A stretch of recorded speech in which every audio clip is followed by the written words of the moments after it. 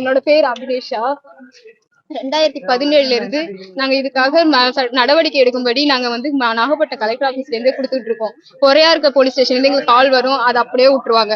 2018 கொடுத்தோம், 2022 கொடுத்தோம், ஈபி முடியறதுக்கு முன்னாடியும் நாங்க கொடுத்தோம். இது வந்து சட்ட நடவடிக்கைங்கிறதால எல்லாமே வக்கீல்கள் எங்களுக்கு சாதகமா இல்லாம எகென்ஸ்டா இருந்துட்டாங்க.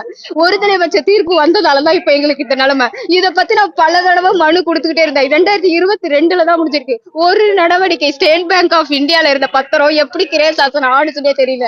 2016 வரைக்கும் நான் தான் பாத்துக்கிறேன், நாங்க தான் வட்டி கட்டிக்கிட்டு இருந்தோம். 2017 மனு கொடுத்திருக்கேன், 2018 மனு கொடுத்திருக்கேன், 2022, 2023 வரைக்கும் வச்சிருக்கோம். போலீஸ் அராஜகம் தாங்க முடியாது. நேற்று வீட்டை உடச்சு எங்களை அவமானப்படுத்தி வெளில அனுப்பிட்டாங்க. நாங்க சவசைட் பண்றதுக்காக நான் வேளாங்கண்ணிக்கு வந்தோம். 4 நாள் வெளில இருங்க, உங்களுக்கு நான் எல்லாம் செஞ்சு கொடுத்துறேன்னு தான் சொன்னாங்க. திடீர்னு பார்த்தா வீட்டுல நாங்க வெளில இருக்கிற வீட்டெல்லாம் பூட்டி எல்லாத்தையுமே உள்ள பேக்கிங் எல்லாம் பண்ணி வெளில திரும்பி எடுத்து வச்சுட்டாங்க. எங்களுக்கு நாங்க சாவ போறதுக்காக வேளாங்கண்ணி போனோம். திரும்ப எதுக்கு அதான் கருணை கொலை பண்ணிடுங்க, எங்களால முடியல. ஏன்னா ராமலிங்கங்கிற பெரிய மாஃபியா கும்பல் மாதிரி இருக்காங்க. இதுல நிறைய ஸ்டாஃப் செத்து இருக்காங்க. இத பல தடவை சொல்றோம் நாங்க. ஒவ்வொரு ரிட்டையர்மெண்ட் ஸ்டாஃபுக்கும் பணத்தை கொடுத்து இந்த மாதிரி பண்ணிக்கிட்டு இருக்காங்க. இது யாரு ஹெல்ப் பண்றா, யாரோட ஹெல்ப்ல இது நடக்குது எதுவுமே தெரியல.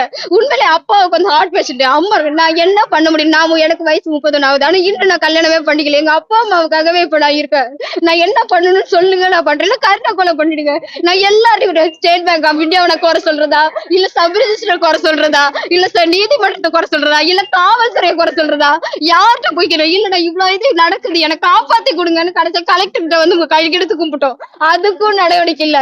இப்ப உண்மையிலே ஒரு 2 கோடி சொத்துருவ வெறும் 5 லட்சத்துக்கு வித்ததான் எழுதியிருக்காங்க. 5 லட்சத்துக்கு வாங்கிக்கிட்டதா 1 லட்சம் அவங்களுக்கு கொடுக்கறவா அப்படி எழுதியிருக்காங்க. எங்களுக்காக ஆஜரான வக்கீல் பேரு சங்கரன் தான் ஒருதலை பட்ச தீர்ப்பு ஏற்பட்டது. இதுக்கு அப்புறம் ஒரு வக்கீல வச்சு நிறைய வக்கீல பார்த்தோம். கடைசியா ஈபி முடியறதுக்கு முன்னாடி சங்கர் நன்மார்ன்ற வக்கீல்கிட்ட கொடுத்திருந்தோம். கேஸ் கட்ட கொடுத்து தயவு செஞ்சு எங்களுக்கு காப்பாத்தி கொடுங்க அப்படின்னு. அவர் என்ன பண்ணாரு, கேஸ் கட்ட எடுக்காம கட்ட பஞ்சாயத்து பேசி காலில் உழவு சொல்லி அவங்களை அவமானப்படுத்தி அனுப்பியிருக்காங்க. இதை பத்தி நடவடிக்கை தலைமை செயலகத்திலையும் போய் கொடுத்தேன். 2022 15/7 அன்னைக்கு கொடுத்திருக்கேன் நானு. எந்தமே இன்னைக்கு நாங்க போட்ட ட்ரெஸ்ஸோட சத்தியமா சொல்றேன், என் பிறந்த நாள் அன்னைக்கு நான் வெளில வந்தேன் சார். பிறந்த நாள் அன்னைக்கு 4ஆம் தேதி வெளில வந்தேன் சார். இன்னும் நான் வீட்டுக்கு போல சார். வெளில நிக்கிறோம்.